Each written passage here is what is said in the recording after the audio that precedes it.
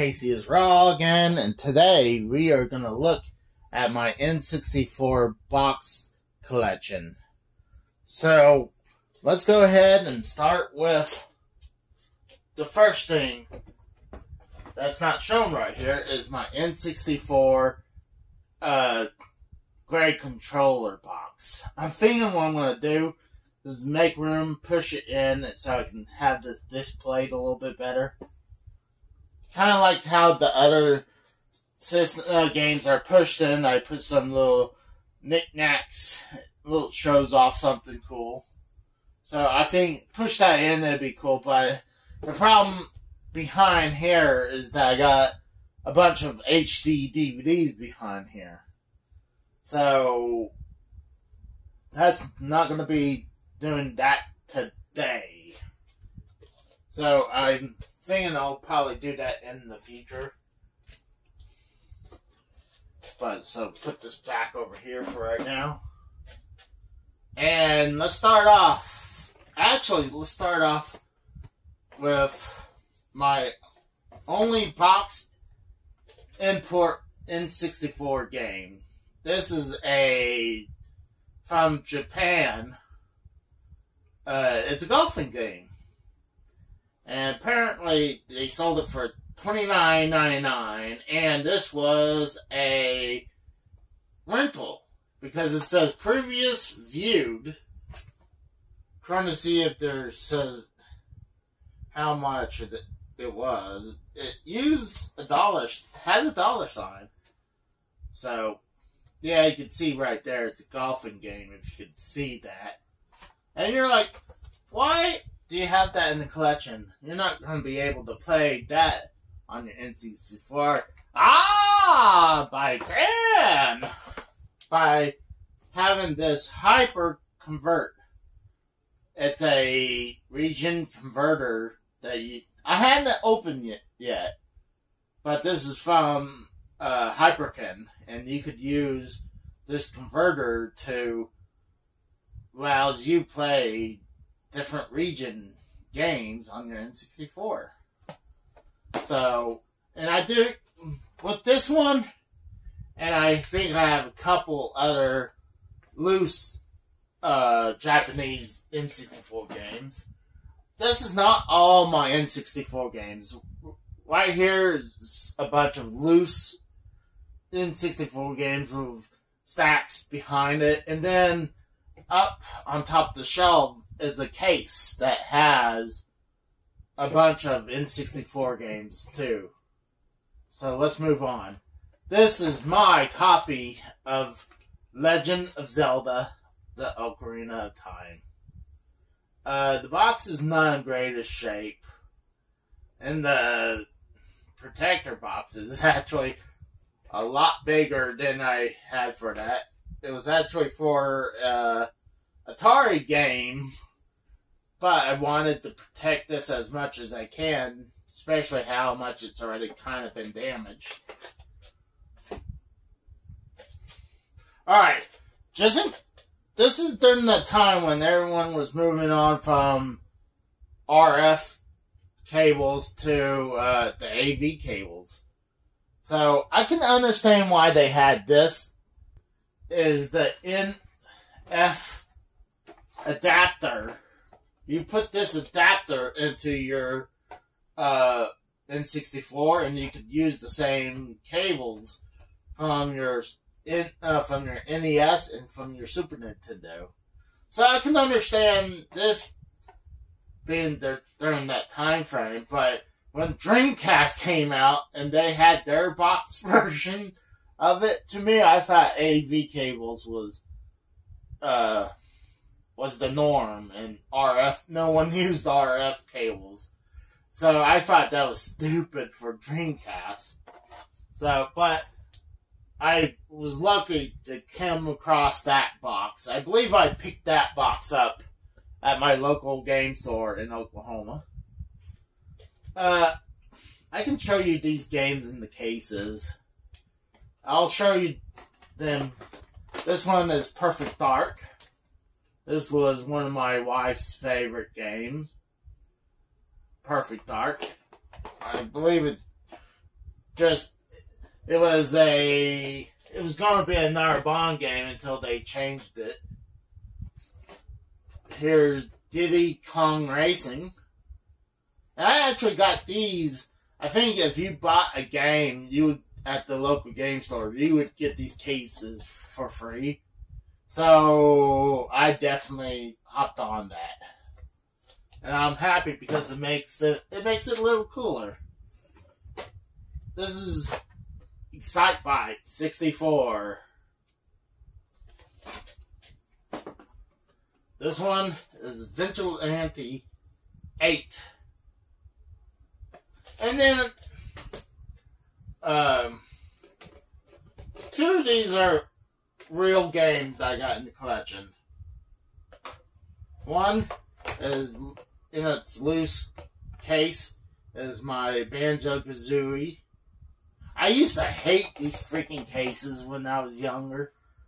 But now I grew up and actually prefer using them, protect the games from damage now. So that's one expensive game.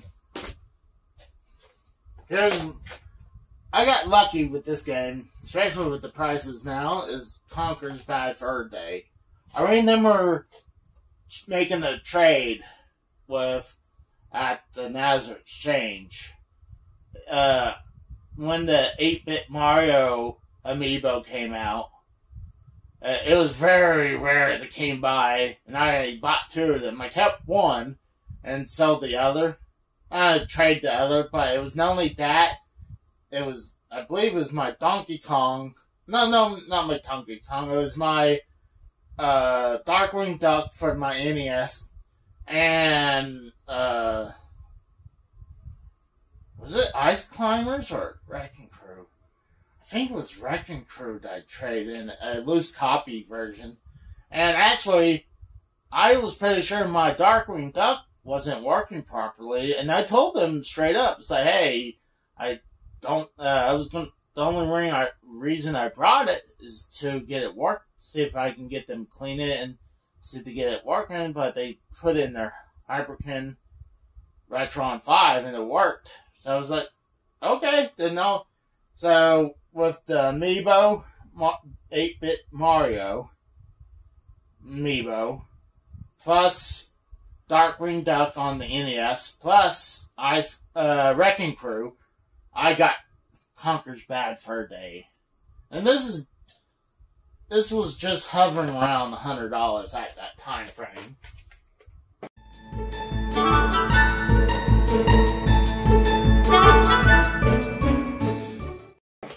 Now with the pandemic,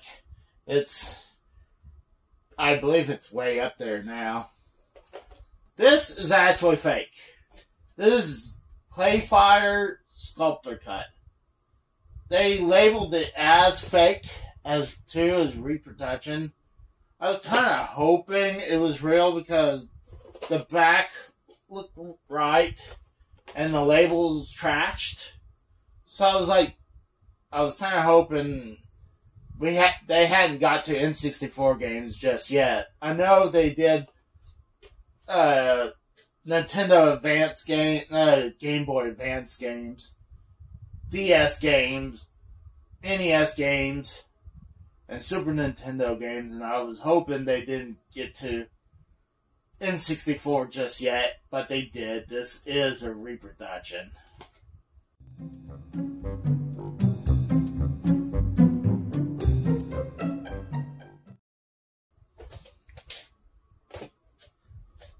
Alright, so let's move on.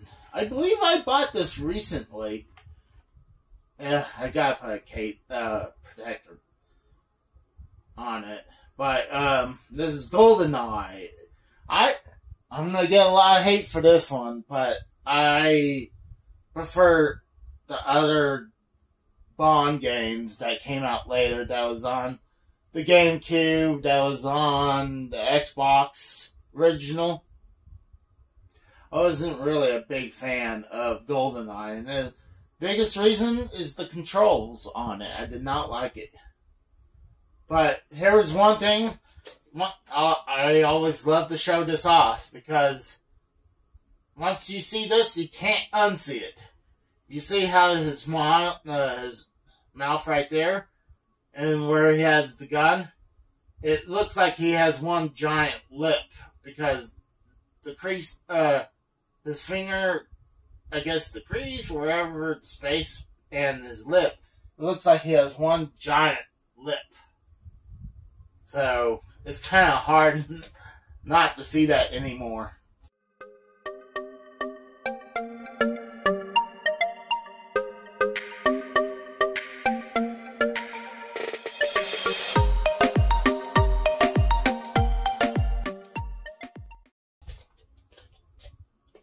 It's like one of those things, it's hard to unsee it.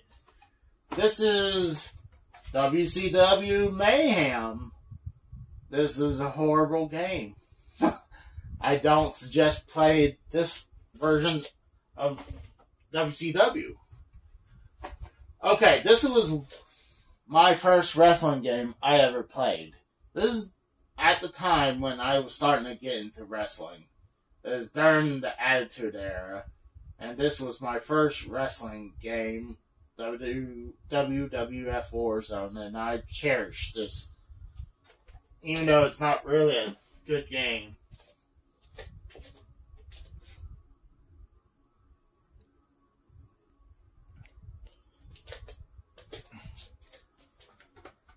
Next is Killer Instinct Gold. I don't really remember where I got the box. I know where I got the game from. I got the game loose at a flea market in Pennsylvania. I believe it's either Slayton or Sailorsburg. The one that's not too far from Strasburg. It's a big, giant outdoor flea market, and I got the game loose. I think I paid $25 for the game loose, but I really don't remember where I got the box. Probably the local game store or vintage stock. One of those two. Here's a good one to have in its box is Banjo Kazooie in its box. The Banjo Kazooie sequel. Next is Turok 2. You can actually feel this, like the scales on this one. Next is South Park Rally. I played it before, but I don't remember much. NRC Racing. I have no desire to play that. I probably will sell that eventually. Donkey Kong 64. Here's the thing. You have to have the expansion pack. It's included. It requires it. If you don't have this and you play Donkey Kong 64, it will.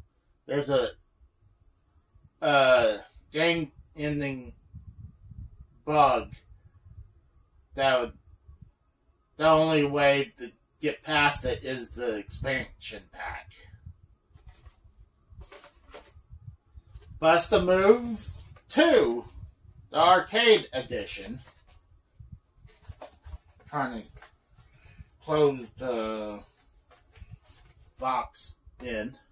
There it is. It's a puzzle game. I bet a lot of people knows what that game is. I grew up playing this when I first got my N64. We actually, me and my brother, we would rent an N64 from Blockbuster and get like 2 games. And it's always Wave 64 and Mario 64. And we would always rent it, and that's always the 2 we rented. So I have good memories about that. And I really need to do the review on the Nintendo Switch. This is Mega Man 64. It's crazy that I got the game in its box. I really don't remember where I got this. I'm pretty sure I picked this up in Pennsylvania, though. But I got lucky with that one. Alright, with this one,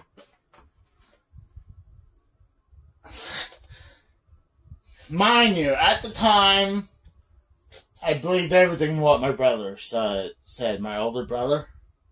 This is right after Owen Hart died. They put him in the game as, dedicated to him. And, at the time, you always hear about these legends about things in the game that you had to either do a certain button press combo or some cheat code, or you had to win so many things to unlock something, or even using Game Shark. Oh, by the way, don't use Game Shark. That stuff will damage your N64. There was one time it was just looked like it was about to fry out my N64. Highly suggest not using that. But back to the story. So you always hear about these legends and myths of stuff in games. Not only in console games, you hear about in arcade games. So I was young and dumb. My brother told me that if you did a special code, I believe, hold on to your butts for this one. You know, where I believe you either go out to the crowd and you pull a weapon, or I believe that's what it was at this time. So if you did it, you did this code, and here it comes, that you could use Owen's Hart dead body as a weapon. Yes, I actually believe that. And then he still takes a shot at me, or jokes at me about, oh, are you gonna use Owen Hart's dead body as a weapon? I'm like, oh, you're an asshole. I can't believe I fell for that. But this is a little bit better than Warzone. I actually prefer WrestleMania 2000 than a lot of people prefer WWF No Mercy. And WWF games on N64 was actually pretty good. It was only one or two WCW games that were good, and a lot of them were horrible. I got a box. Just slid right out. Luckily, it's okay. I got Bio Freaks. I never actually played this game. Should try it out. Bio Freaks. I used to love playing this game. NFL Blitz. I used to play the Blitz series all the time. Not only that, not only on console, I would also play on the arcade. Loved it. This is a N64 controller, a memory card pack. It came in this giant ass box, and with how little it is, like that, right? And it takes this whole box. Like the same thing as the RF adapter. And this is actually really good shape. And no, I did not pay $6 for this one. This is actually the box protector for WCW Mayhem. But this is a lot better shape of Legend of Zelda Majora's Mask. So, I got lucky. Nowadays, both Ocarina of Time and Majora's Mask and their box is going up.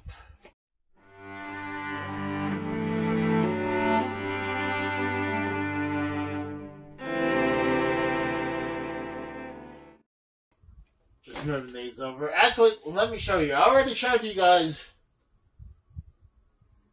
No, actually, I hadn't showed you guys these tapes. I remember Nintendo Power would send out like demo tapes or like tapes that'll tell you about what's coming out. And I used to have a few, but they just got lost during time. This one shows a yellow controller, and this might have been when they were about to release the N64, because it says change the system. Launch date September 29. So that was probably when they were promoting the N64. This is for Diddy Kong Racing. I bought these at my local game store. I'm just checking it out something.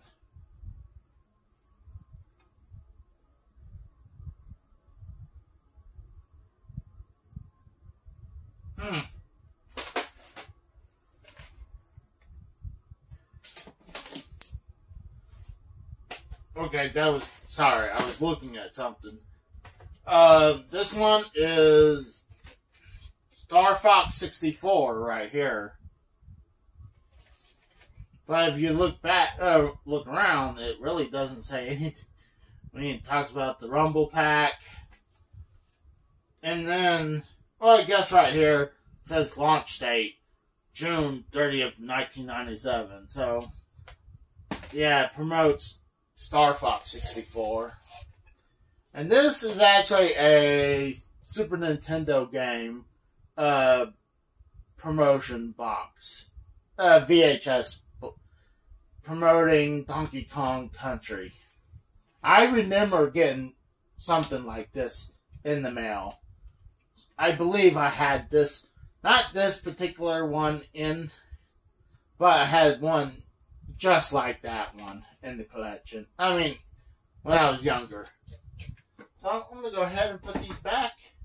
And that is pretty much it, guys. Like I said, you can see my HD DVD collection. I definitely, like I said, I want to move this back and put the N64 games. Push the N64 stuff over so I can put the N64 controller box in front. So, yep, I'll talk to you guys later. Thank you. Bye.